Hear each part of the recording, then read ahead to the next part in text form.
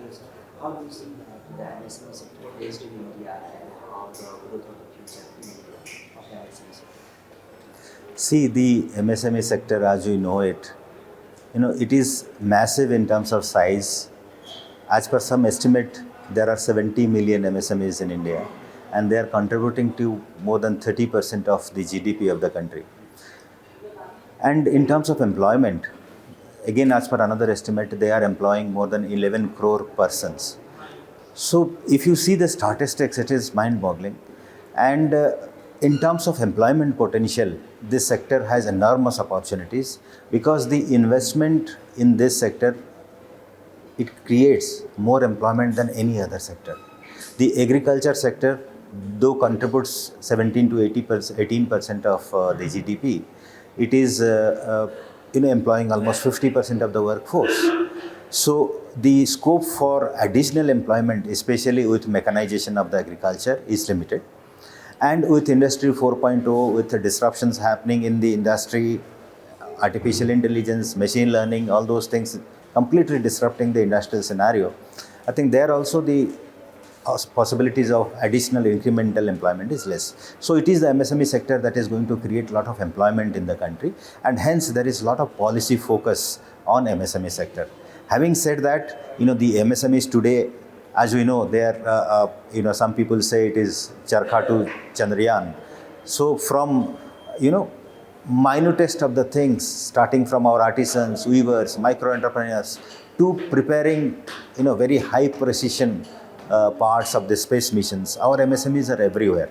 So the opportunities of the MSMEs in terms of their contribution, in terms of employment creation, in terms of additional contribution to the gross value added in the economy, it is tremendous. So you see that there is a lot of good things, advantage from the MSME and job creation. So how do you see that challenges for the MSME sectors? See, like any other sector, MSMEs, because of the vastness, because of their sizes, and because of the traditional way of doing business by them, faces certain challenges. And the most important challenges that they face is the access to market and then access to credit facilities.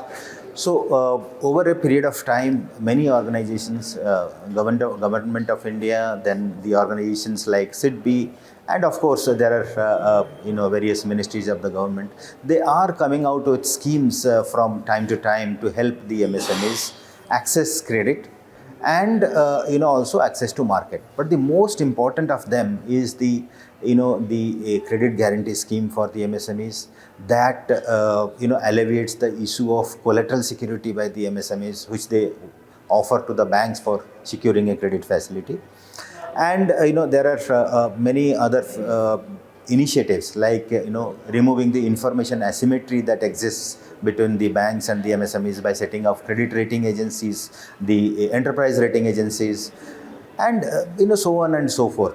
But if you see the challenges that remain, primarily it is because our MSMEs, many of them, 70 to 80% of them, operate in an informal manner. So there is a need for formalization of the MSMEs, and the efforts are on to bring the informal MSMEs, especially the micro and the nano of them, into the formal channel.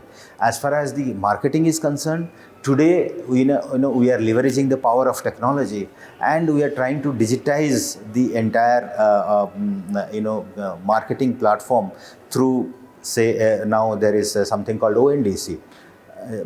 Through that, Government of India is trying democratization of e-commerce, and digital commerce is something that is that is accessible to everyone, and that expands the marketing arena for the micro enterprises and small enterprises. So the access to credit issue, access to market issue is being taken care of, and going forward, the challenges that we see today are which are being addressed are going to slowly disappear. So there is a microfinance. There is one of the lot of challenges for the MSME. So how do you see that the government at the government level and the policy level, the officials and the government can tackle and try to solve this problem? Yes, in fact, if you are referring to microfinance, it is actually intended for the people at the bottom of the pyramid. And this a new set of institutions, microfinance institutions, were created precisely for this, because there cannot be just one type of institutions like banks. While banks are doing tremendous job since last 70-80 years in the country, more particularly after the nationalization of the banks, but the enormity of our country, the mammoth size of our population, our issues, our diversity, it needs a different sets of institutions to cater to the differing needs of the different sections. So to meet those needs, the microfinance institutions were created in the late 90s, and they are catering to the needs, and 10 of them have become small finance banks. So now a new set of institutions are coming up to serve.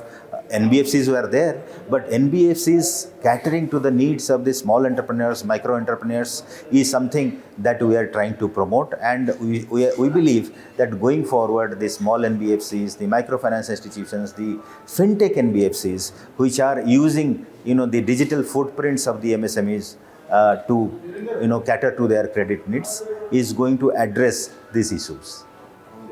Thank you. Thank you.